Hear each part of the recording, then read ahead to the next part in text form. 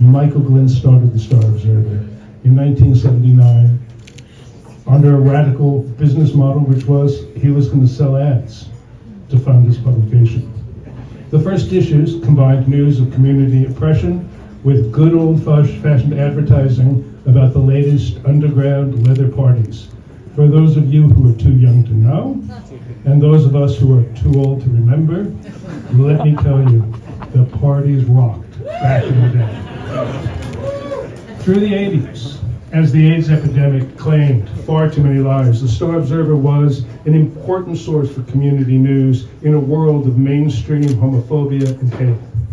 While mainstream media outlets published images of the Grim Reaper, the Star Observer published obituaries for our lost lovers, relatives, and mates.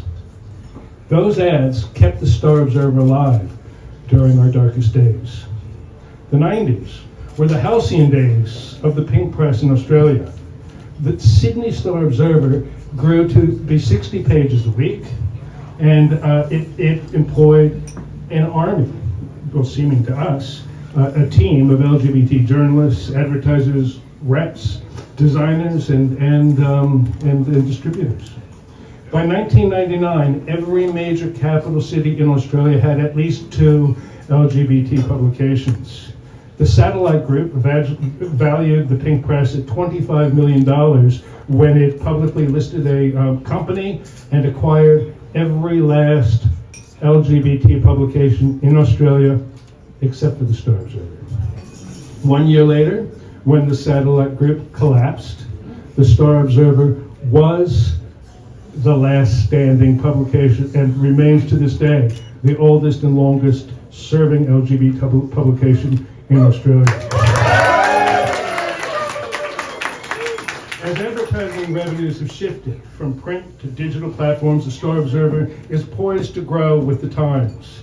With a considerable multi-year capital investment from Google, which we got courtesy of the Media Bargaining Code, the Star Observer has launched a new website.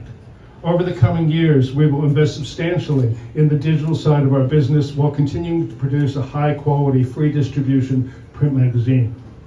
Today, 2 digital companies, Google and Facebook, suck up 40% of all advertising revenues worldwide. Their machine-generated algorithms decide what information will and won't be made available and to whom. It has been demonstrated that Google search gives preference to homophobic content over LGBT-friendly content.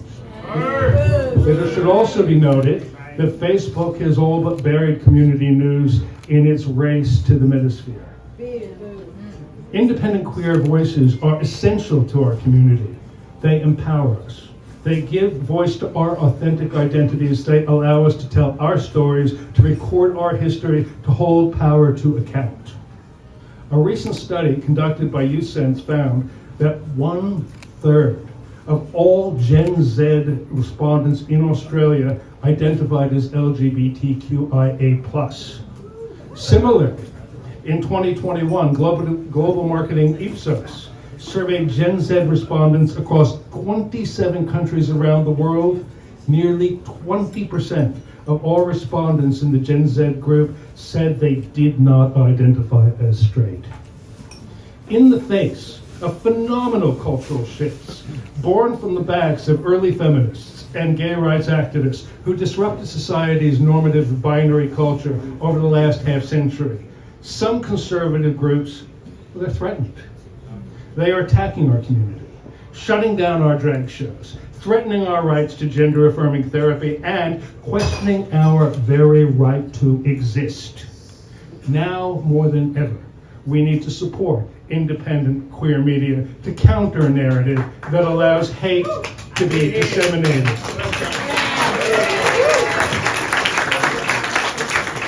It allows hate to be disseminated through the mainstream media under the guise of balanced reporting.